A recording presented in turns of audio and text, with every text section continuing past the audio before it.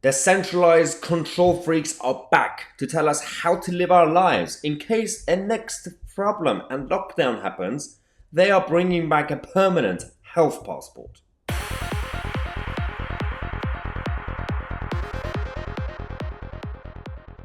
Yep. Okay. I heard this update last night before I went to bed.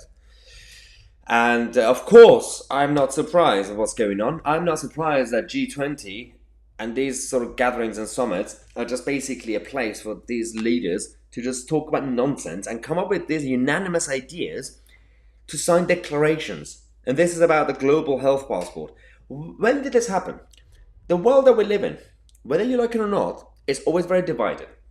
It's very difficult to find consensus. And that's like beauty of humanity, by the way. It's messed up, but it's a beauty of humanity that we have differences, we debate. Somehow, and that same applied to governments at the time before. Now, governments, especially the developed nations, all these presidents and prime ministers, when there's a summit, when there's a gathering, somehow that aspect of humanity completely goes away. There's always a consensus. There's always unity. They always agree with the same ideas. I wonder why.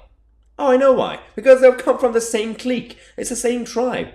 Usually, if America wants something, the French will disagree. Or if Brits want something, the Germans will have to kick off. Now, they just agree with everything they say.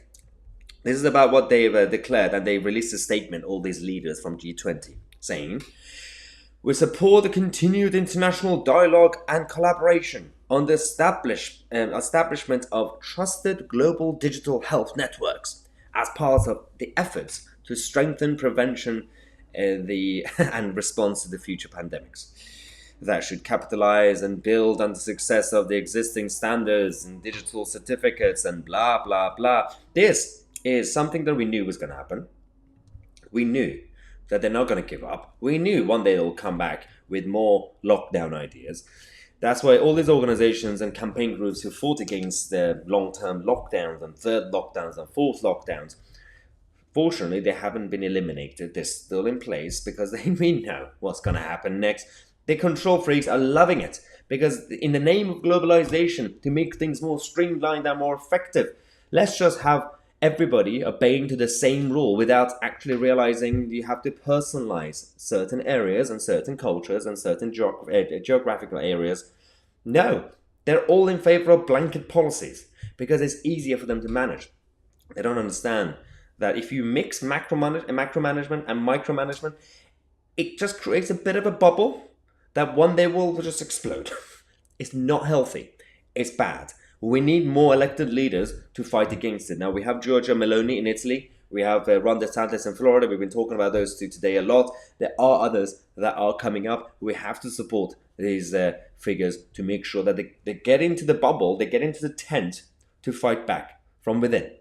But the problem is that sometimes when we get these people in, they get, what happened in 2020? It could happen again. Now, they will find something to get rid of Meloni. Don't be surprised if that happens. The coup will happen at some point. Now, make sure to share this video because it's actually quite an important update. I think people need to know about what could happen. A lot of people who don't really watch the news or follow the political stuff will just one day be surprised when this happens again. And they say, "Oh, I was too busy doing my work, looking after my family, paying my bills. I did not see this coming." We cannot allow this to happen again.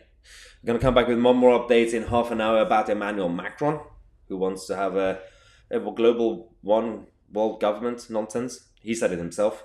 Subscribe to the channel. I'm Tousi and we are the media.